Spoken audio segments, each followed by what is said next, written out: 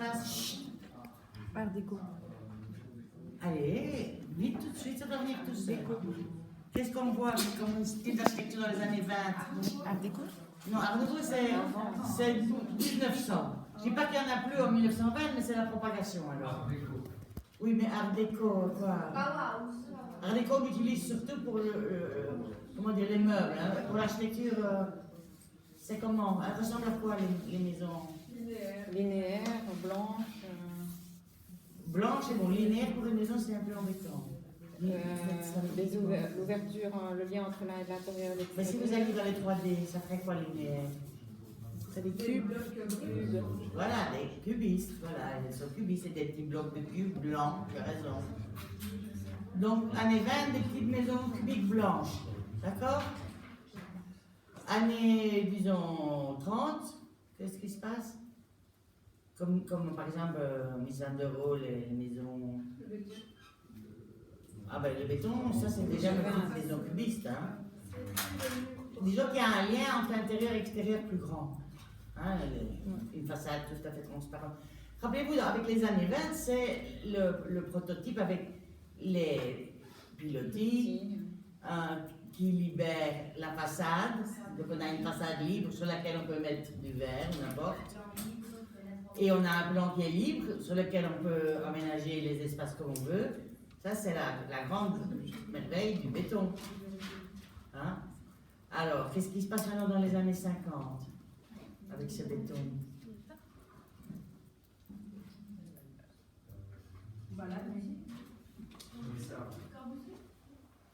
Par exemple, lui aussi. Qu'est-ce qu'il fait dans les années 50? Je ne sais pas. Oui, on est dans le béton toujours, mais qu'est-ce qui arrive avec le béton? C'est toujours des petits cubes? Les gros cubes, c'est le constructivisme. Ah, c'est vrai que d'un côté, on se met à construire des buildings, hein, d'accord. Alors, avec aussi bien en acier qu'en béton, et après-guerre, c'est normal, on doit reconstruire, et ce style est en train de se répandre dans le monde entier, hein, les buildings et tout ça. Et c'est pas ça que je faisais allusion, c'était aux architectures en béton, par exemple, Saarinen. Ça veut dire pour rien, ça, Alvarado. Le Corbusier, tu parlais de Corbusier, tantôt c'était la petite chapelle de Ronchamp, vous vous rappelez? La petite chapelle, qu'est-ce qu'elle avait de particulier, celle-là? White, avec son musée, comme ça. Ça s'assouplit, vous voyez, on s'amuse, on commence à faire des formes courbes, on prend de la liberté. Avant, ils avaient de la liberté en 2D, si je puis dire, sur le plan, comme ça, ou à la limite encore sur un étage, et maintenant, ils sont beaucoup plus libres, d'accord?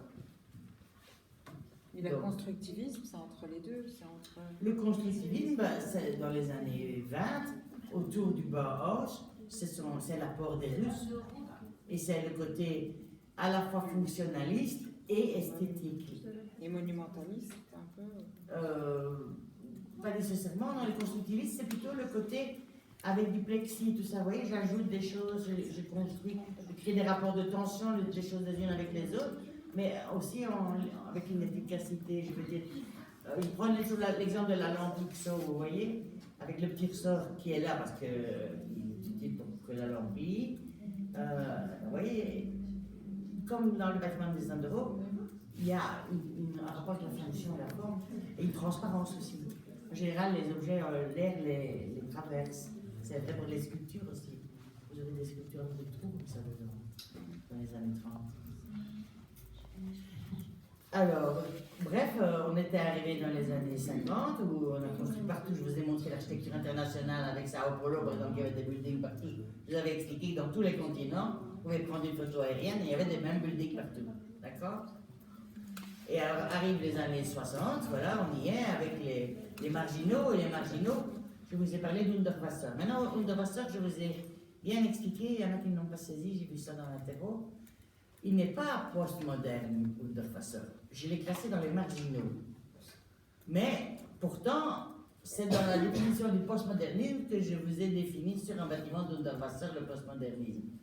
Pourquoi j'ai fait ça? Pour vous expliquer qu'on aime bien les définitions, nous les étudiants, pour clarifier les choses, mais que le réel, il n'obéit pas. C'est quand même important de savoir que n'obéit pas, n'accepte pas la définition en réalité. Voilà, c'était ça un peu la leçon. En tout cas, les gens de 68, ils en ont un petit peu marre des modernistes et ils disent que maintenant il est temps que les gens répondent à leurs émotions, à leurs instincts. Ils veulent un monde plus sensible, plus proche du naturel et du vivant. Voilà. Alors, je vous avais montré ce qui allait venir avec, par exemple, Zaha Hadid. Là, j'ai envie de dire qu'avec Zaha Hadid, on sera dans un style. Je ne pense même pas qu'on peut l'appeler postmoderne, celui-là. Il y a rien en ce moment. Enfin, je sais pas. Ah, on voit rien. Ah non, je vois rien. Ah, ben c'est mieux parce qu'il n'y a pas la prise, ça marche moins bien. Voilà, comment c'est pas tu me la passes? Non, ça passe pas la prise. Dans l'autre sens, dans l'autre sens, dans l'autre sens. Elle est coincée? Elle est dans le sol, donc ça va être par ici. Non, non, donnez-moi, allumons, allumez, attends. Attends.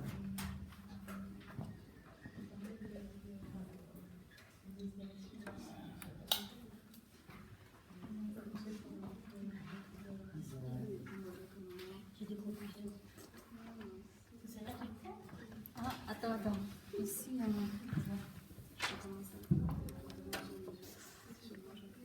Oui,